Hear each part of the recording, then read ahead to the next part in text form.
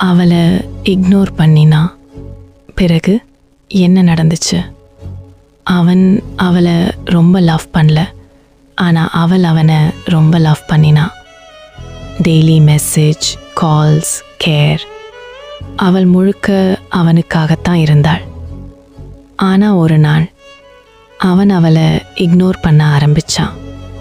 பிஸின்னு சொல்லி message scene பண்ணி reply இல்லை. முதல் நாள் அவள் வெயிட் பண்ணினாள். இரண்டாவது நாள் அவள் குறைஞ்ச பேசினாள். மூன்றாவது நாள் அவள் மெசேஜ் பண்ணவே இல்லை. ஒரு வாரம் கழித்து அவன்தான் மெசேஜ் அனுப்பான். ஹே, ஏன் பேச மாட்டேன்னு கேட்டான். சீன், ரிப்ளை இல்லை. மிஸ் பண்ணுறேன்னு சொன்னான். ஸ்டில் ரிப்ளை இல்லை. அவன் கஷ்டப்பட்டான். அவள் இல்லாமல் எம்டின்னு ஃபீல் பண்ணான். அவள் வீட்டுக்கு போனான்.